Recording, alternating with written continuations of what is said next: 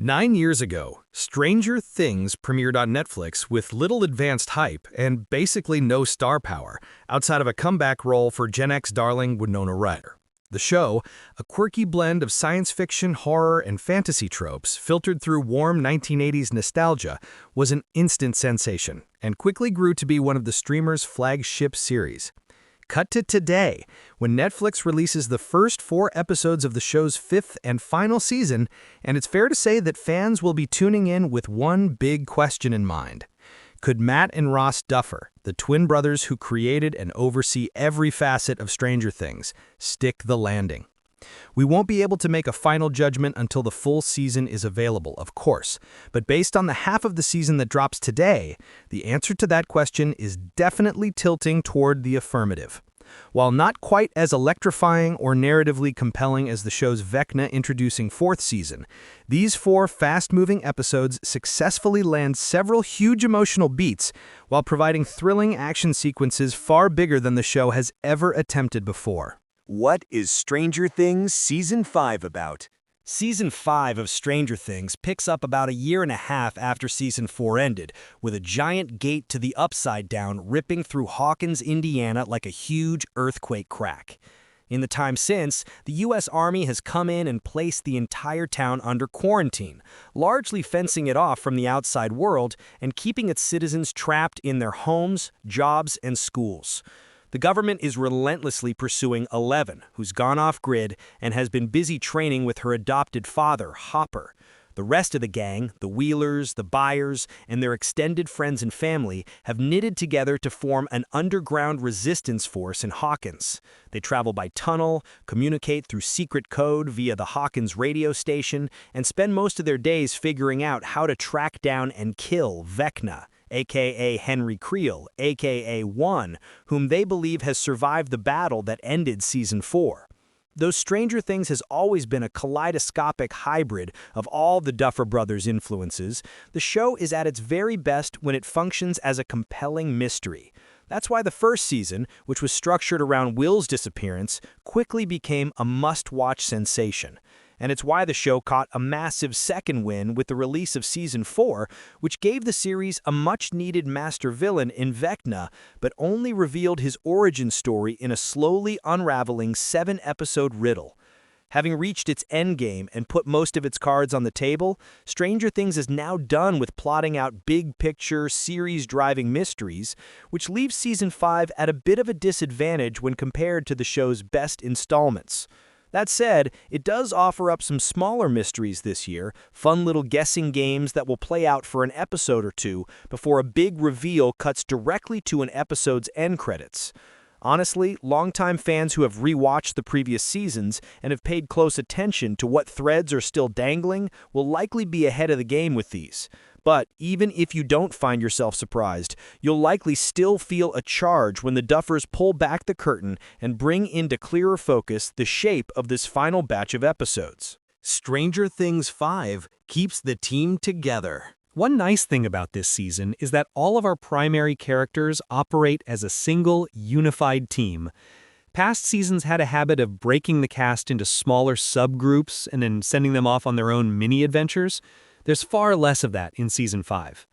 And even when characters are separated from the larger pack, like when certain groups split off to head into the Upside Down, an occurrence that's not exactly uncommon over these 4 episodes, they aren't disconnected from the overarching story at hand.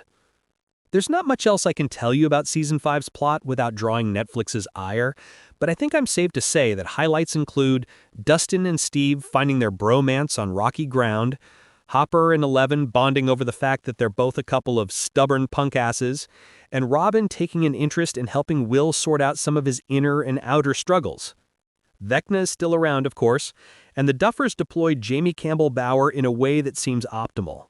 If we're being technical, only one new notable kid character gets added to this cast this go-round: Jake Connolly as Derek Turnbow, a prepubescent bully who gets unwillingly roped into our hero's schemes.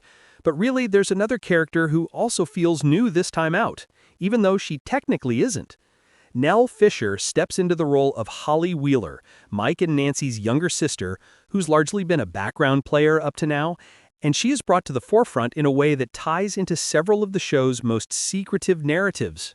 Stranger Things Season 5 is all about the vibes, man. While Season 5's story might resonate with some viewers more than others, it's tough to quibble with the show's vibes, and anyone who grew up watching the series will likely find firing up this season as comfortable as sliding into their favorite set of pajamas.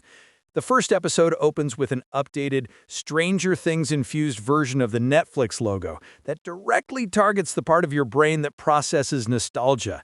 And the synthwave kicking in on the soundtrack will serve as a homecoming for fans who have stuck by the show since its debut.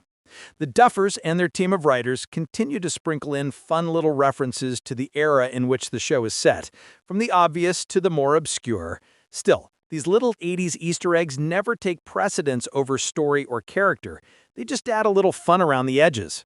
Meanwhile, on more significant fronts, the Duffer Brothers have drawn new inspiration from A Wrinkle in Time, Madeleine L'Engle's 1960s YA fantasy classic that became a middle school English class staple by the 1980s. And I don't think the addition of the Terminator star Linda Hamilton as a high-ranking Army officer obsessed with tracking down Eleven is an accident, as these episodes' massive action sequences, which are overflowing with both characters we love and monsters for them to battle, feel like the Duffers pulled them straight from director James Cameron's playbook. Nitpicks? I've only got a few. Some characters are better served than others in these episodes. Finn Wolfhard's Mike gives a few good pep talks, but doesn't really get any big character beats of his own. Lucas has even less to do. I really hope the Duffers have something special planned for them in the season's back half.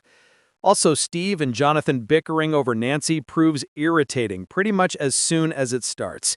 But these are minor complaints when you consider that we've still got a half season to go, and the Duffers and their team are doing so many things right here. They could have messed up the Max in a coma storyline, having her magically wake up 30 minutes into the first episode because they wanted Sadie Sink back in action ASAP.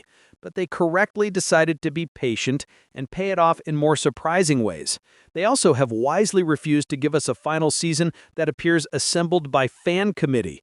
There are one or two reveals here that likely won't be universally beloved by the fan base, but they feel right for the story all the same. Because of that, these 4 episodes make a statement that the Duffers are ending their series on their own terms, even while they serve as a culmination of everything that has come before. That's a good thing. And if Stranger Things can maintain that balance the rest of the way, the back half of the final season should be able to deliver the type of remarkable ending the residents of Hawkins and the viewers watching at home all deserve.